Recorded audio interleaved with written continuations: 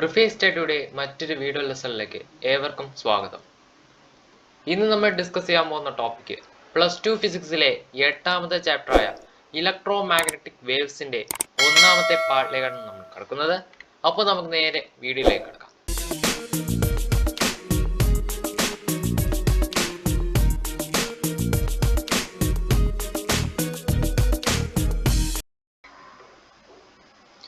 നമ്മൾ ampere circuit theorem എന്താണെന്ന് moving charges and magnetism എന്ന് പറയുന്ന ചാപ്റ്ററിൽ കണ്ടതാണ്. എന്താണ് ampere circuit theorem? The line integral of a magnetic field around a closed loop is equal to mu0 times the current enclosed by the loop. ഇതായിരുന്നു ampere circuit theorem പറഞ്ഞത്. എന്നാൽ നമ്മൾ ഇന്ന് പഠിക്കാൻ പോകുന്നത് inconsistency of ampere circuit law. Ampere circuit law ചില കണ്ടീഷൻസിൽ നമ്മൾ എത്തുമ്പോൾ അത് ഇൻകൺസിസ്റ്റന്റ് ആവുന്നു, അതായത് ചില പൊരുത്തക്കേടുകൾ ആംബിയർ സർക്യൂട്ട് തിയറം കാണിക്കുന്നുണ്ട്. എന്താണ് ആ കണ്ടീഷൻ എന്ന് നമുക്ക് നോക്കാം. അത് പറയാനായി ഞാൻ ആദ്യം ഒരു കപ്പാസിറ്റർ എടുക്കുകയാണ്. ഈ കപ്പാസിറ്ററിനെ ഞാനൊരു AC സോഴ്സിൽ കണക്ട് ചെയ്യുകയാണ്. AC സോഴ്സിൽ കണക്ട് ചെയ്യുന്നതിന്റെ ഫലമായിട്ട് ഈ കണ്ടക്ടർ കൂടി ഈ സർക്യൂട്ടിൽ കൂടി അല്ലെങ്കിൽ ഈ കണ്ടക്ടർ കൂടി എന്ത് പാസ് ചെയ്യും? കറണ്ട് പാസ് ചെയ്യും. കറണ്ട് പാസ് ചെയ്യുന്നതിന്റെ ഫലമായിട്ട് ഈ പ്ലേറ്റിൽ പോസിറ്റീവ് ചാർജും അതുപോലെ ഈ പ്ലേറ്റിൽ നെഗറ്റീവ് ചാർജും ഉണ്ടാവും. I എന്ന് പറയുന്ന കറണ്ട് ആണ് ഈ കണ്ടക്ടർ കൂടി ഫ്ലോ ചെയ്യുന്നത്. ഓക്കെ, അപ്പോൾ നമുക്കറിയാം ഒരു കണ്ടക്ടർ കൂടി കറണ്ട് ഫ്ലോ ചെയ്യുന്ന സമയത്ത് അവിടെ എന്ത് ക്രിയേറ്റ് ചെയ്യും? മാഗ്നറ്റിക് ഫീൽഡ് ക്രിയേറ്റ് ചെയ്യും. ഇതിന് ചുറ്റുമുള്ള ഏതെങ്കിലും ഒരു പോയിന്റ് ഞാൻ കൺസിഡർ ചെയ്താൽ ആ പോയിന്റിലെ മാഗ്നറ്റിക് ഫീൽഡ് നമുക്ക് കണ്ടുപിടിക്കാൻ എന്ത് ഉപയോഗിക്കാം? ആംബിയർ സർക്യൂട്ട് തിയറം ഉപയോഗിക്കാം. ഓക്കെ, അപ്പോൾ നമ്മൾ ആംബിയർ സർക്യൂട്ട് തിയറം വെച്ചാണ് കണ്ടക്ടർ കൂടി കറണ്ട് ഫ്ലോ ചെയ്യുമ്പോഴുള്ള മാഗ്നറ്റിക് ഫീൽഡിന്റെ മാഗ്നിറ്റ്യൂഡ് നമ്മൾ കണ്ടുപിടിക്കുന്നത്. ഓക്കെ, അപ്പോൾ അതിനായി ഒരു ആംബിയർ ലൂപ്പ് നമ്മൾ കൺസിഡർ ചെയ്യണം. അപ്പോൾ ഞാൻ ഇവിടെ കൺസിഡർ ചെയ്യുന്ന ആംബിയർ ലൂപ്പ് എന്ന് പറയുന്നത് ഒരു പോട്ട് ഷേപ്ഡ് ആയിട്ടുള്ള ഒരു ആംബിയർ ലൂപ്പാണ്. പോട്ട് പോലെ തന്നെയാണ്, ഈ എൻഡ് ഓപ്പൺ ആണ്, അതുപോലെ ഈ എൻഡ് ക്ലോസ്ഡ് ആണ്. അപ്പോൾ പോട്ട് ഷേപ്പിലുള്ള ഒരു ആംബിയർ ലൂപ്പാണ് ഞാൻ ഇവിടെ കൺസിഡർ ചെയ്യുന്നത്.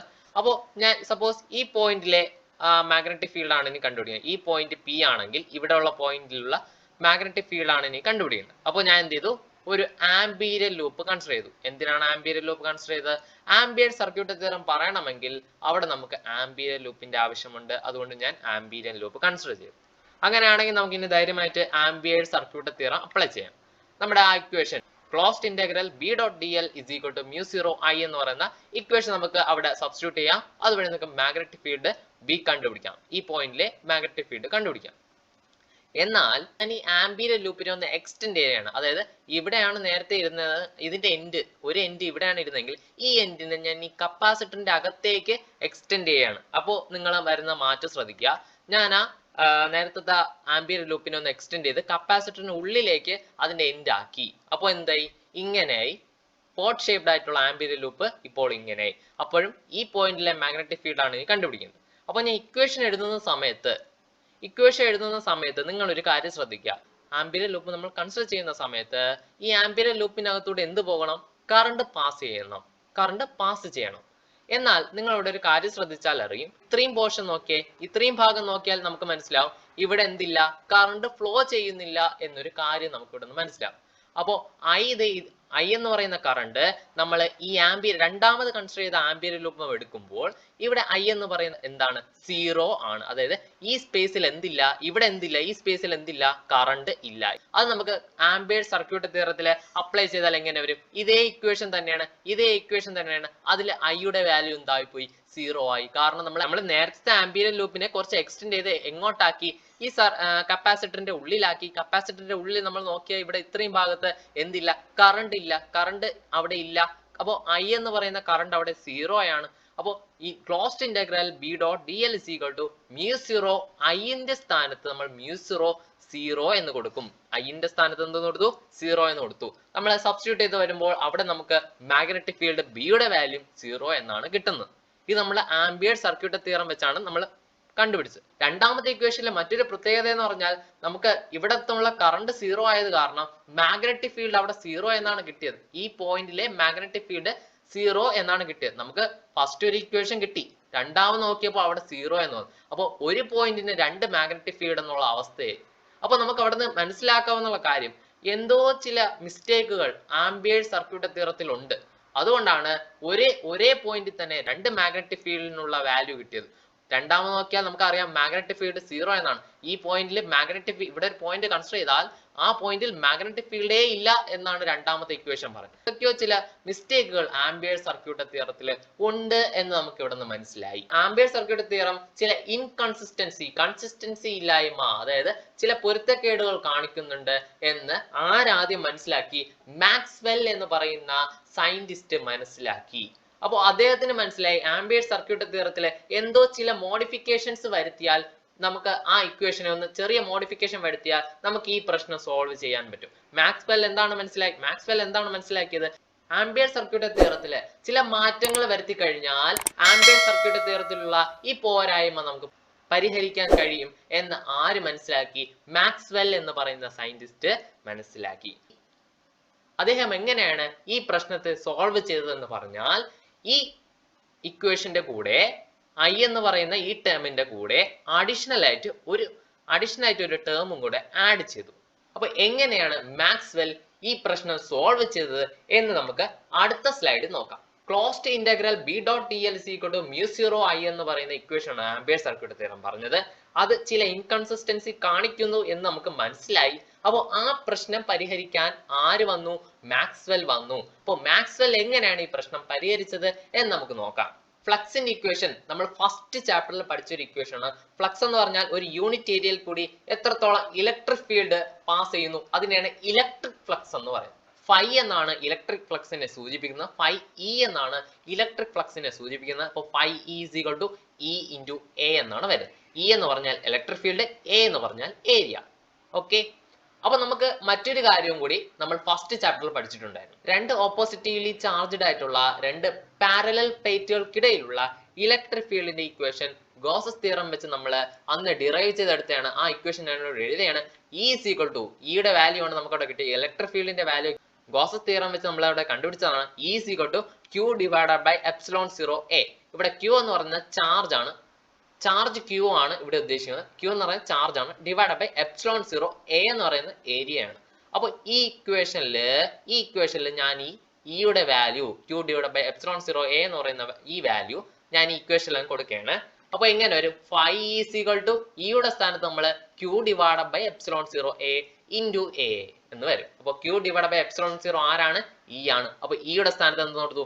Q divide by epsilon 0 A into A അതുപോലെ എഴുതി. അപ്പൊ നോക്കിയേ, ഇവിടെ ഒരു എ, ഇവിടെ ഒരു എ. അപ്പൊ ഈ എ രണ്ട് കട്ടായി പോയി, അത് ക്യാൻസൽ ആയി പോയി. അപ്പോൾ അടുത്ത ഇക്വേഷൻ വരുമ്പോൾ എങ്ങനെ വരും? Phi E is equal to Q divide by epsilon 0 എന്നായി. അതായത് ഇയെയും കട്ടായി പോയി. അപ്പോൾ ബാക്കി ആരേ ഉള്ളൂ? ക്യൂ ഡിവൈഡ് ബൈ എപ്സിലോൺ 0 മാത്രമേ ഉള്ളൂ. ഇവിടെ നമ്മൾ ആൾട്ടർനേറ്റിംഗ് കറണ്ട് അല്ലെങ്കിൽ AC സോഴ്സിൽ കണക്ട് ചെയ്തത് കാരണം ഈ പ്ലേറ്റിലുള്ള ചാർജ് കണ്ടിന്യൂസ് ആയിട്ട് ചേഞ്ച് ചെയ്തുകൊണ്ടിരിക്കും. ഇവിടെ പ്ലസ്, ഇവിടെ മൈനസ്, അടുത്ത സെക്കൻഡിൽ ഇവിടെ മൈനസ്, ഇവിടെ പ്ലസ് എന്നാവും. അപ്പൊ ഇങ്ങനെ ചേഞ്ച് ചെയ്യുന്നതിനനുസരിച്ച് ആരും ചേഞ്ച് ചെയ്യും. ഇലക്ട്രിക് ഫ്ലക്സും ഇതുവഴി പൊക്കോണ്ടിരിക്കുകയാണ്. ആ ഇലക്ട്രിക് ഫ്ലക്സും തമ്മിൽ അങ്ങോട്ടും ഇങ്ങോട്ടും ചേഞ്ച് ചെയ്യും. ആ ചേഞ്ച് ചെയ്യുന്ന സമയത്ത് അവിടെ ഒരു കറണ്ട് ഇൻഡ്യൂസ് ചെയ്യും. ആ കറണ്ട് ആണ് ഡിസ്പ്ലേസ്മെന്റ് കറണ്ട്. ഡിനോട്ട് ചെയ്യുന്ന ലെറ്റർ ID എന്നാണ്. അപ്പൊ അത് നമുക്ക് ഇനി വഴിയെ പഠിച്ചു വരും. ഓക്കെ, അപ്പൊ നമ്മൾ ഈ ഇക്വേഷനെ ഡിഫറൻഷിയേറ്റ് ചെയ്യുക വിത്ത് റെസ്പെക്ട് ടു ടൈം. അങ്ങനെ ചെയ്യുമ്പോൾ നമുക്ക് കിട്ടുന്ന ഇക്വേഷൻ ഇങ്ങനെയാണ്.